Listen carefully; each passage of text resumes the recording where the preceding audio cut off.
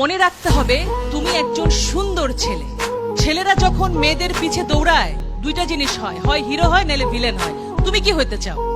Hero. Villain হতে চাইলে কি হবে জানো? পিছে পিছে দৌড়াবা, ওই যে পুলিশ এসপি সে ধরে নিয়ে আবার একটু পেদানি দিবে, মেয়েকেও পাবা না, মাইরও খাবা। ভাই ভালোই তো বাসছিলে, তুই কি দোষ করলাম, তাই না? তার মানে দোষটা কোথায়? তা ওয়ে তুমি রাস্তায় দাঁড়িয়ে শীষ বাজাবা কেন? তুমি ভদ্র হয়ে দাঁড়াও, তুমি তাকায় দেখো, মেয়েটাকে তাকায় না দেখলে মেয়েটা কিন্তু হার্ট অ্যাটাক করে মরে যাবে, যে তাকাই না ছেলেরা আমার দিকে, ঘটনা কি? কিন্তু সেই দৃষ্টি থাকবে সৌজন্যমূলক, সুন্দর। সুতরাং ছেলে এবং মেয়ে মিলে সুন্দর পৃথিবী গড়তে হলে তোমাদের জানতে হবে ছেলে অনেক ভালো, মেয়েরা অনেক ভালো। সুতরাং দুজন মিলে একটা সুন্দর পৃথিবী হবে। নিজের শরীরকে যত্ন নিতে হবে দুটি কারণে: নিজে সুস্থ হয়ে গড়ে ওঠা, নিজের যত্ন নেবে, তাহলে কি হবে, অনাগত যে বাচ্চাটা আসবে সেটাকে মনে রাখতে হবে একটা মেয়ের পেটে একটা বাচ্চা মানে সেই মেয়েটি মা হচ্ছে আর ছেলেটি বাবা হচ্ছে, আর তাদের বাবা মারা নানি দাদি হচ্ছে।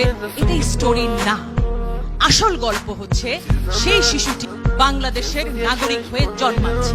আমার প্রশ্ন, কোন ছেলেটি একটা মেয়ের ওন্না ধরে টান দেয়? সে কি কোনো মায়ের পেট থেকে আসেনি? তাহলে কেমন মা তাকে শিক্ষা দিতে পারেনি? সেই মায়েরও আমি দোষ দেব যে তুমি যদি সন্তান পালন করতে না পারো, সন্তান তুমি নেবে না। প্রত্যেকটা বাচ্চা যখন সুন্দর হবে, অর্থাৎ প্রথমে আমাদের পুষ্টি নিশ্চিত করতে হবে। পুষ্টি নিশ্চিত করবার পরে কি হবে? আমাদের শারীরিক গঠন হবে, মানসিক গঠন হবে। লেখাপড়া শিখবো আমরা, আমাদের সন্তান যে আসবে সেও হবে সুস্বাস্থ্য বলিয়ান। আর বাংলাদেশ তখন কি হবে? পৃথিবীর 1 নাম্বার দেশ।